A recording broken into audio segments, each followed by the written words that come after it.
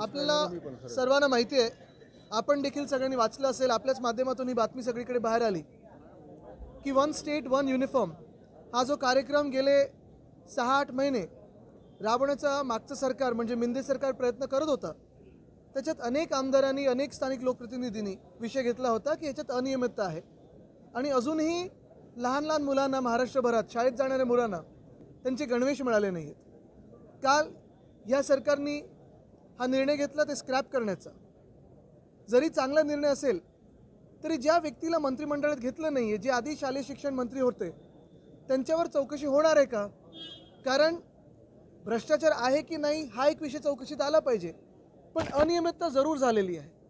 मग ही फायनान्शियल आहे, ही ॲडमिनिस्ट्रेटिव्ह आहे, ह्याच्यावर जो काही बारकाईने अभ्यास होईल तो लोकांसमोर येणं गरजेचं आहे. कारण तुम्ही हा विषय लक्षात घ्या की जे शालेय शिक्षण मंत्री होते तत्कालीन केसरकर साहेब, त्यांनी शाळेतल्या मुलांचा गणवेश देखील सोडला नाही, त्याच्यातली देखील मलाई करण्याचा प्रयत्न केला आणि हे अतिशय लाज वाटण्याची गोष्ट आहे, शरमनाक गोष्ट आहे आणि ह्याच्यावर मला वाटतं कारवाई होणं गरजेची आहे.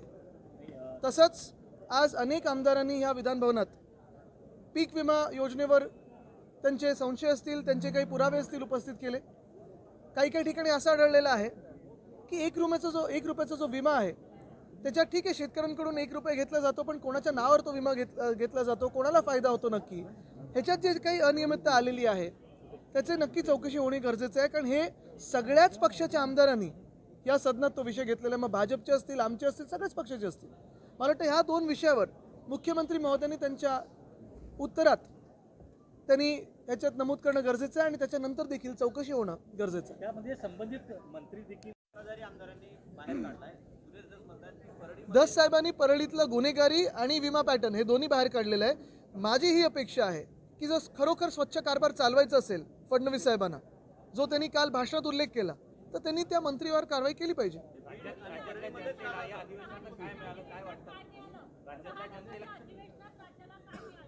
हा जसं तुम्हाला प्रश्न पडला तसं आम्हालाही प्रश्न पडलाय. कारण प्रश्न अनेक उपस्थित झाले, प्रश्न वाढलेले आहेत, उत्तर काही मिळालं का? गोड आपल्याला ऐकायला मिळालंय, पण ठोस उत्तर कुठेही नाही.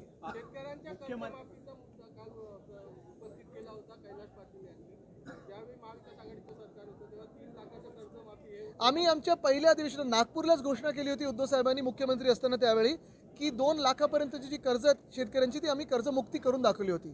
अपेक्षा हीच आहे की ह्यांच्या सगळ्यांचे जे काही जाहीरनामे होते त्याच्यातलं काय आत्ता या 5 दिवसात त्याची अंमलबजावणी होण्यासाठी त्यांनी पटलावर आणलेलं आहे हे कोणालाच माहिती नाही आहे. साधारणपणे 2100 रुपये झालेत का लाडकी बहिणीचे असून, जे आत्तापासून व्हायला पाहिजे होते. आमची ती ही मागणी राहील की जेव्हापासून म्हणजे नोव्हेंबरमध्ये निवडणूक आयोगाचं एक त्यांनी स्क्रीन लावला, पुढे पडदा लावला आणि लाडकी बहीण योजना ही तात्पुरतं बंद केली होती, त्या महिन्यापासून पुढे 2100 रुपये हे तत्कालीन दिले पाहिजेत, लगेच दिले पाहिजेत. मुख्यमंत्र्यांनी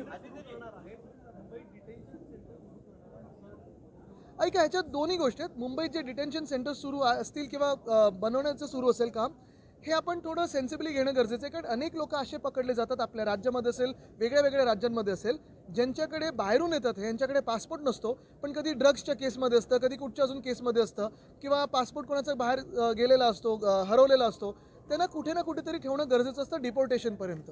ह्याच्यासाठी ते बनवत आहे. मुख्यमंत्री काय म्हणाले की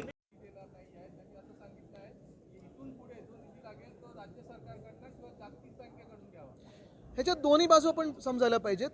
पहिली गोष्ट म्हणजे मी मागच्या वर्षी देखील, त्याच्या आधीच्या वर्षी देखील वारंवार म्युन्सिपल कमिशनरांना सांगत आलेलो आहे, विनंती करत आलेलो आहे की BSTची जबाबदारी ही मुंबई महानगरपालिकेची आहे आणि ती एक अंगीकृत संघटना आहे. तसं पाहायला गेलं तर ॲडमिनिस्ट्रेटिव्हली मुंबई महानगरपालिका त्याच्यात निर्णय घेते आणि त्यांना मदत करणं हे गरजेचं आहे. एका बाजूला आपण पाहतोय की गेल्या 2-3 महिन्यापूर्वीच MMRDला मुंबई महानगरपालिकेने 5,500 कोटी दिले. काय संबंध MMRDचा मुंबईमध्ये? मुंबईच्या बाहेर MMRDने काम केलं पाहिजे. MMRD देखील जशी BMC आहे तशीच टाउन प्लॅनिंगची ऑर्गनायझेशन आहे, संस्था आहे. त्याच्यात मुख्यमंत्री स्वतः असतात आणि मुख्यमंत्री स्वतः असल्यानंतर आणि नगरविकास खातं त्याच्यात स्वतः असल्यानंतर, मंत्री असल्यानंतर मुंबई महानगरपालिकेने मुंबईचे पैसे का MMRDला द्यावे? दुसऱ्या बाजूला जेव्हा आम्ही सांगतो की BSTला BMCने मदत करावी, गेल्या 2 वर्षात मिंदे सरकारने, एकनाथ शिंदेनी जशी ही BMC आणि जशी मुंबई लुटलेली आहे, जे 92,000 कोटीचे सरप्लस आम्ही निर्माण केले होते, फिक्स्ड डिपॉझिट निर्माण केलं होतं, मुंबईचा प्रत्येक पैसा मुंबईकरांसाठीच वापरणार होतो, एकनाथ शिंदेनी मुंबईचा प्रत्येक पैसा हा त्यांच्या आवडते बिल्डर आणि कॉन्ट्रॅक्टरसाठी वापरलेला आहे. मुंबईची तिजोरी खाली केलेली आहे, स्वतःच्या खिशात नेलेला आहे. आणि ह्याच मुंबईला आज आपण पाहतोय, राज्य सरकार असेल, केंद्र सरकार असेल, त्यांच्या निधीची गरज होती. कधी मुंबईला आम्ही दिल्लीसमोर झुकवलं नव्हतं. आज ह्याच एकनाथ शिंदेनी जसं स्वतः दिल्लीसमोर झुकले, तुम्ही तो फोटो बघितला असेल, तसंच मुंबईला झुकवण्याचं काम केलेलं आहे. पण पहिलं मंत्रिमंडळ तर ठरवू द्या, तो निर्णय अजून महत्वाचा आहे. बघा, तुम्ही विचार करा, 5 दिवस झालेले आहेत, 5वा दिवस आहे अधिवेशनाचा, 6वा, 5 दिवस झालेले आहेत, हा 6वा दिवस आहे. आणि आज 6व्या दिवशी देखील एवढं EVMनी मॅन्डेट देऊन 43 मंत्री आत आहेत, पण एकालाही स्वतःची जबाबदारी काय आहे, खातं काय आहे, कोणालाच माहिती नाही. आम्ही विचारतो त्यांना प्रश्न, ते वरती देवाकडे बघतात की दिल्लीकडे बघतात माहित नाही. मुख्य गोष्ट ही आहे की निवेदनं जर विषयच वाटले गेले नसतील तर निवेदन देणार तरी कोणाला, पहिली गोष्ट आहे. आणि दुसरी गोष्ट अशी आहे की मला वाटतं दिल्लीत जसं आपण पाहिलं असेल, शेतकऱ्यांना रोखलं होतं. अनेक वेळा जे विरोधी पक्षनेता लोकसभेत आहेत त्यांना भेटण्यासाठी अनेक निवेदन देणाऱ्या लोकांना रोखतात, तसे तिथे रोखलं जात असेल. एकानं तर बाजूला ठेवलंय मंत्रिमंडळातून, जे केसरकर होते, पण बाजूला ठेवलं म्हणजे त्याचे हात धुतले गेले असं नाही.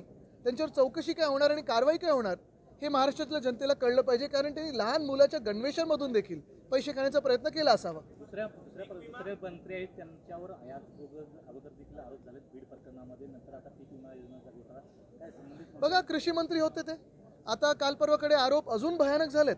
आणि ह्याच्यात मुख्यमंत्री काय कारवाई करणार आहेत ह्यांच्यावर सगळ्यांचं लक्ष आहे. काल आम्ही उत्तरात ऐकलं की 3 ते 6 महिन्यात ही चौकशी पूर्ण होईल, पण आम्ही काही हा विषय असंच सोडणार नाही, कारण बीड जिल्हा हा जो काही गुन्हेगारी तिथे वाढलेली आहे, ते गुन्हेगारी मुक्त करण्याचं हे पूर्ण सदनाने ठरवलेलं.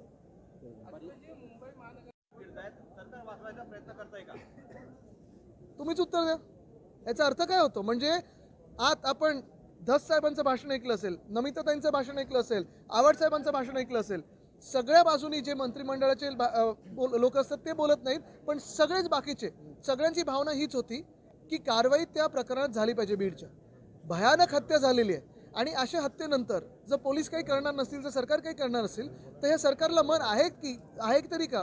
कारण हा कार्यकर्ता जो होता, आम्हाला राजकारण आणायचं नाही आहे, पण ज्याचा खून झाला, ज्याची हत्या झाली, तो भाजपचाच कार्यकर्ता होता ना, भाजपचाच सरपंच होता. मग का भाजपच्या कार्यकर्त्यांनी भाजपसाठी काम करावं, का भाजपच्या कार्यकर्त्यांनी आणि सरपंचांनी भाजपसाठी मतदान करावं किंवा दिवस रात्र एक करून मेहनत करावी, हा प्रश्न देखील आहे. आणि भाजपचेच कार्यकर्ते जर सुरक्षित नसतील या राज्यामध्ये, तर कोण सुरक्षित आहे.